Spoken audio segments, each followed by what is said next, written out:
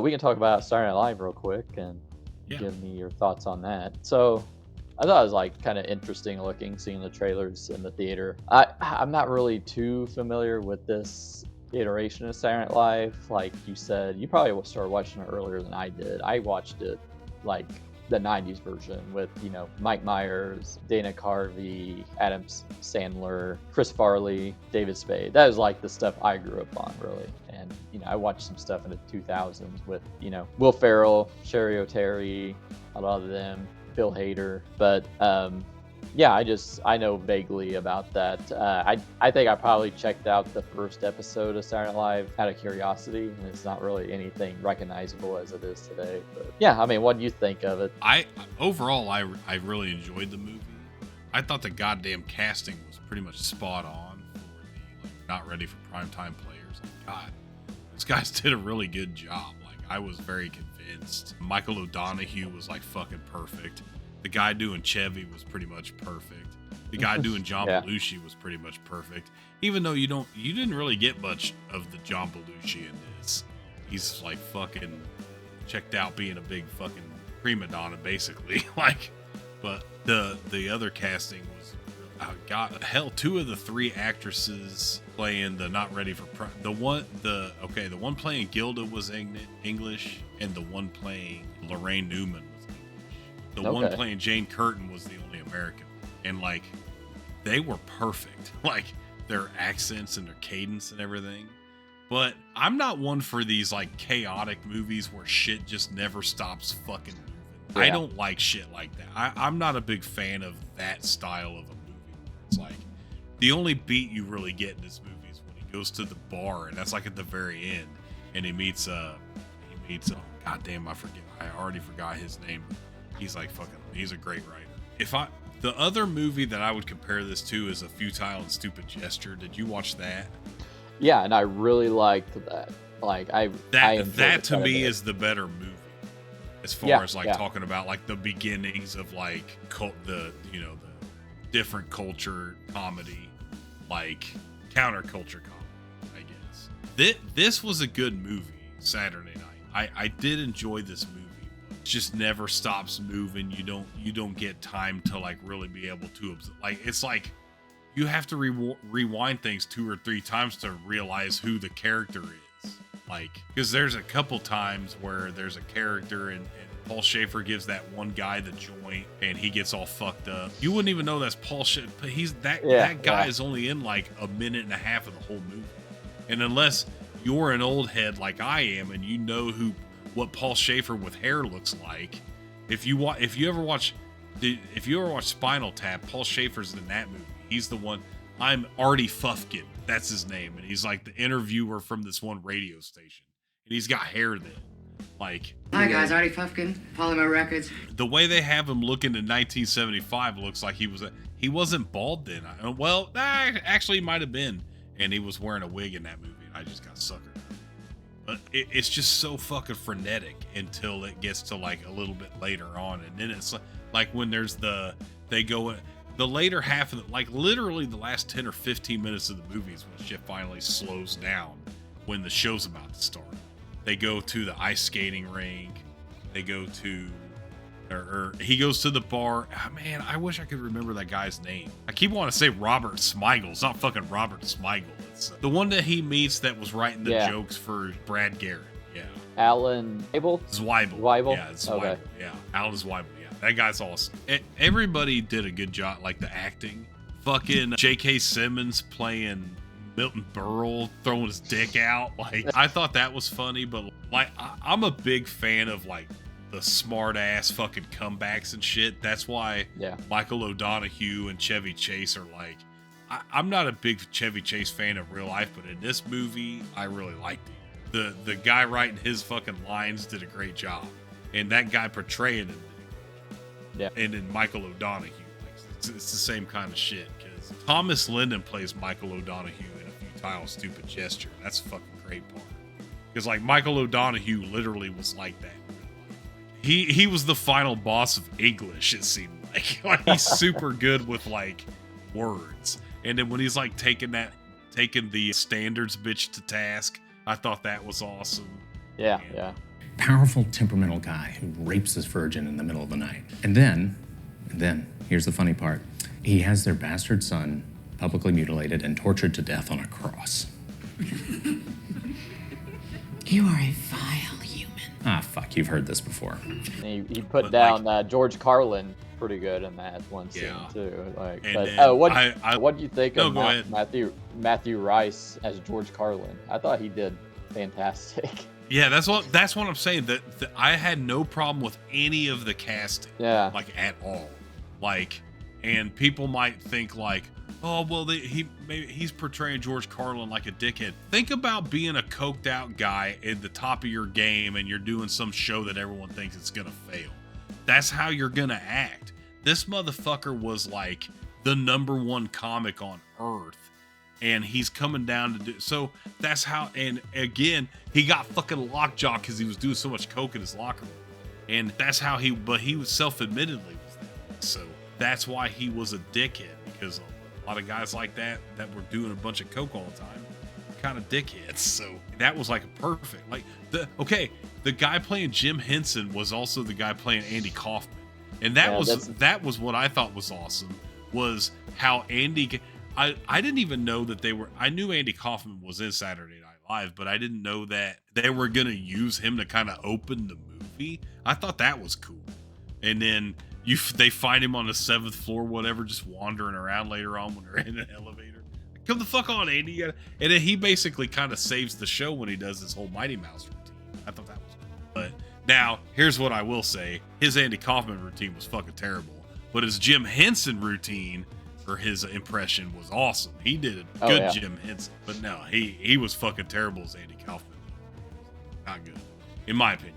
But it was cool to see that guy play two actors, two different performances. And then okay, so Garrett Morris, when he sings the song about I'm gonna shotgun all the whites, that shit, he was my least favorite character in the movie, just because he seemed like he was just there to bitch about shit, which I understood why he was bitching, because all the things he said was true. And I only knew him from what I saw him from SNL, because I had a lot of these early tapes and stuff, so I could see this was before Hulu, but somehow I had some tapes that had the original SNL episodes and stuff with Richard Pryor and stuff, and he was always fucking hilarious, Garrett Morris. But I didn't know he was a playwright. I didn't know he wrote a stage play and all that stuff. He goes to this one person, he's like, why am I here? What am I doing? He goes to this other person, why am I here? What am I doing? And then he goes and interacts with Billy Preston. Billy Preston's kind of giving him shit, oh, you ain't nobody or whatever.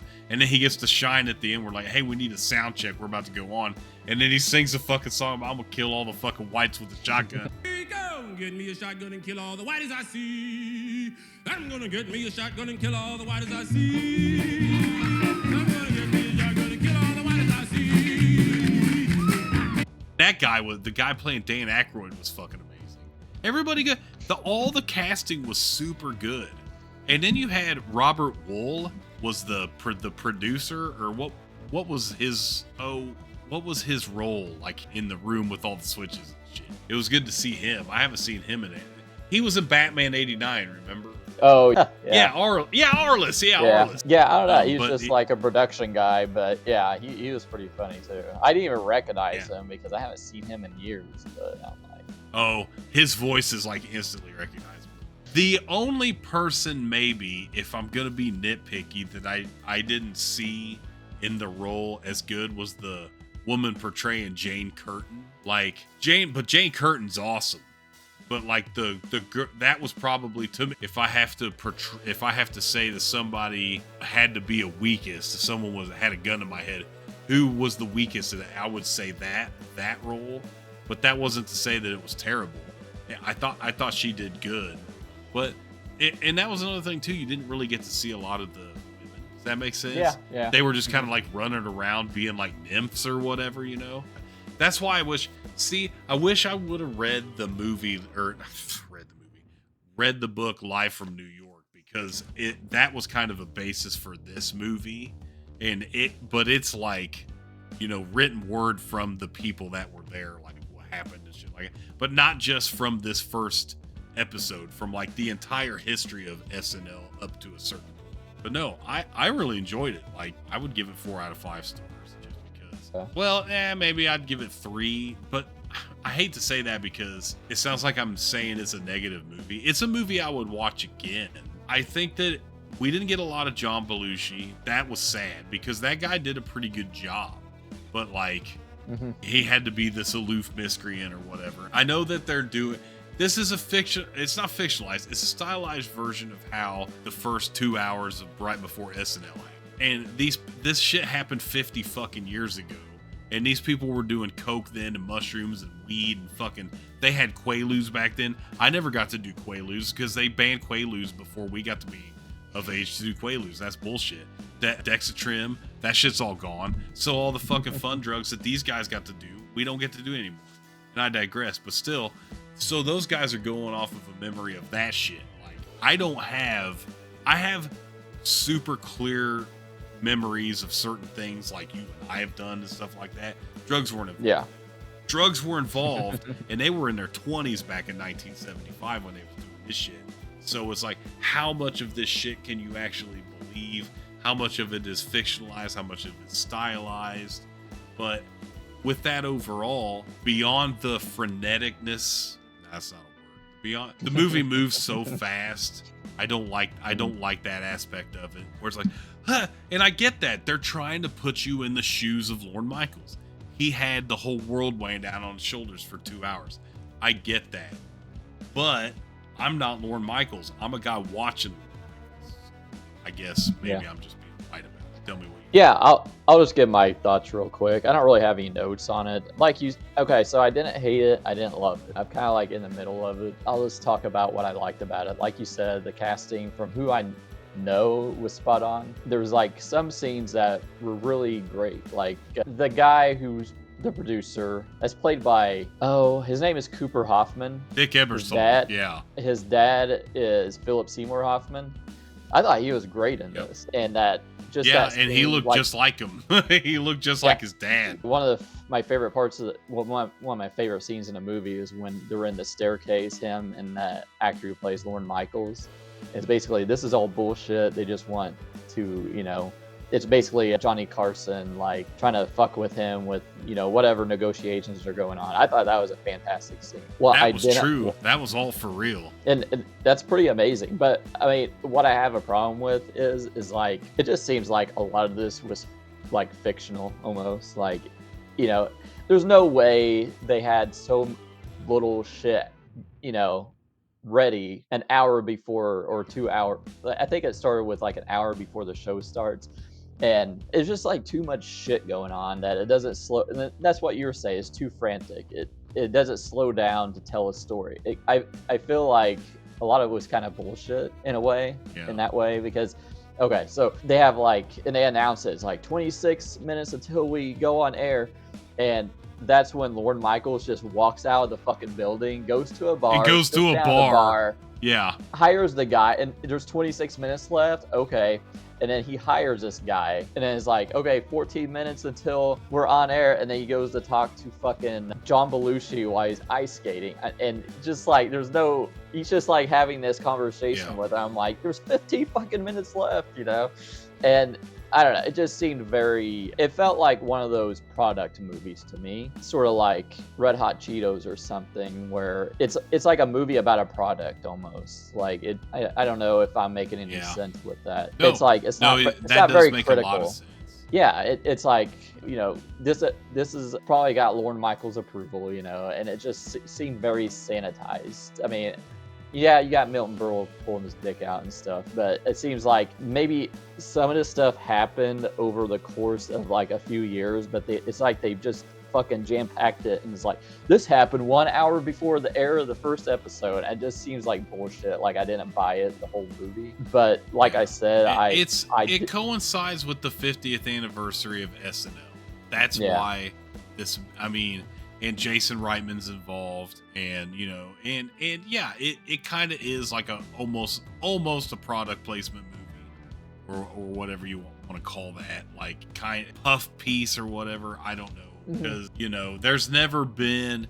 This is the closest thing to a biopic about Lorne Michaels. Yeah.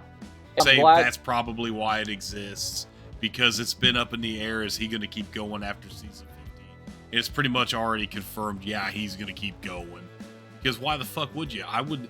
It's your it's your fucking baby, dude. Do it till you die, and then let Tina Fey or like, I don't care, whatever. But yeah, it's kind of now. From what I understand, a lot of this shit kind of did happen, but they crammed it in 2 hours instead of, there's 24 hours in a fucking day. So a lot of you think they weren't rehearsing for this shit? These motherfuckers did cocaine pretty much all the time. They were awake. They were doing shit. Like it, you know what I mean? It's super dramatized for sure. Yeah, but yeah, and like it was hard for me to buy, and then I'm glad you brought up a futile and stupid. What was it? Futile and stupid gesture. Yep, I really liked that movie. Like, it could have been 90% bullshit, which I'm sure it wasn't, but I mean, I bought into it. I just couldn't buy into this movie. So, if I was going to give it a rating on 5 stars, I'd probably go 2.5. I didn't hate it. I mean, there's a lot of good performances in it. It's just, I think it's just the structure of the movie, and it's like my bullshit alarm went off while watching it. But I didn't hate it. It's just, it could have just slowed down. It didn't need to feel like fucking Uncut Gems or something. Yeah. It's just, I don't think it was that chaotic, but it sounded like a lot of interesting stuff backstage, which I wish they kind of like took the time and not, like you said. I think we had the same criticism of like, this is happening, everything's falling apart, and it's like, if they slowed down, they chose to show Dan Aykroyd as a womanizer. Why is that your angle for Dan? Like, I don't get that. You know what I mean? Like, Does that make sense? I don't know. It's some of the thing, like the and the girls really didn't get much chance to shine. That's why I say the way their portrayals of these actors and actresses was great, but I don't think most of it was utilized as certain people were like, it was mostly real. I mean, the movie was about Lorne Michaels. That makes sense. Like, it's about him getting Saturday Night up and running. Everybody else is a secondary feature, but you got a lot of Chevy Chase. You got a lot of, well, it was really just kind of him and Chevy Chase, and then you didn't get much Dan Aykroyd. You didn't get much of the females to a certain point. His wife, Lorne Mike, him and his wife. It was more of that. What was her name? Rosie. But that's kind of how it was back in those days too. Like, apparently John Belushi didn't like the fact that women wrote sketches and stuff like that. I don't know how true that is. It's just things I've read and stuff like that. But also I've heard that's bullshit. So it's like, I don't know. I don't know if they're trying to portray certain things in the movie that, like, we're not going to show much of the girls on purpose because that's how it was. But it's like, for me, it's like, why would you do that? Whoever that actress was, I wish I knew their names. Like, all the actresses was good, but that actress playing Gilda Radner, holy fuck. And she's an English actress, and she sounded just like Gilda Radner, dude. The guy playing Chevy Chase sounded just like Chevy Chase. The guy playing Dan Aykroyd sounded just like Dan Aykroyd. Like, they all were pretty good. Even John Belushi, like, it was perfect. I think I'm probably at odds with myself, or I'm overthinking, because, like, maybe that's how it was. But yeah, okay, there's no fucking way he went 10 minutes before showtime to go get shithead in a bee costume while he's fucking roller skate or ice skating, and then go to a bar and hire a writer. Like, that shit didn't happen. I know for a fact that they did have the thing about getting him to sign his contract. That was true. It wasn't fucking 2.5 minutes before on air. It wasn't that. Yeah. I know that they had the thing with the standards and stuff. I think some of that shit was true. I know Chevy Chase and Bill Murray fought. I didn't know that him and John Belushi fought. Because that's the thing, too. You got to remember that the futile and stupid gesture points all this shit out. All these guys that did the Mad TV radio thing were basically plucked for SNL. Chevy Chase was part of that. John Belushi was part of that. Michael O'Donoghue was part of that. They all worked together. They didn't hate each other then. Like, you know what I mean? So some of it, it was super stylized, fictionalized, because you probably have to get like younger people to want to watch. Why the fuck do I care about shit that happened 50 years ago? I do coke. Shit ain't like that then. I don't know. For people our age that know about this kind of stuff, it was interesting. But yeah, I'm right in the middle, 3 stars. It's a movie I would watch again for sure. Yeah, all right. Yeah, you like to slight me more than I did. I mean, I'm like in the middle. I didn't hate it. I didn't love it. But yeah, I mean, hell, I kind of want to watch a futon stupid gesture again after watching this. I watched that, dude, for real. Like, I watch that movie a couple times a year. It's fucking fantastic. And like, they have oh shit, I hate that I'm forgetting it. Martin Mull. He's playing like the fictionalized version of shit. Now I'm forgetting his name. God, I hate myself. Okay, so Will Forte is playing this character, the main writer for Mad TV. But Martin Mull is playing the fictionalized version of him if he got to live to be of old age. But like Douglas Kenny. Yeah, Doug Kenny. God damn it, thank you. Yeah, Doug Kenny. And but yeah, that movie's super good. I think that's what this movie tried to be, because that movie was all about Mad Magazine, and counterculture journalism, basically. And then what happened when all that shit got basically sold out. And then, because, that leads into Caddyshack, and Doug Kenny was not very happy with how Caddyshack turned out, famously. I understand why they did what they did and how they tried to do it, but I think it just didn't land as good as it could have. Why couldn't you do 24 hours before the beginning of the shows? Yeah. These 2 hours, because, come on, let's be realistic. Most of this shit happened at like 4 in the afternoon, or 5 probably. I'm sure if I read Live from New York, that's what it's going to tell me. But movies are made to sell tickets. Tickets are made to sold to make money. Thanks for watching. If you enjoyed the video, give it a thumbs up, leave a comment, and subscribe. Don't forget to hit the bell so you never miss an update. If you want to support the channel and get exclusive content, check out our Patreon in the link below.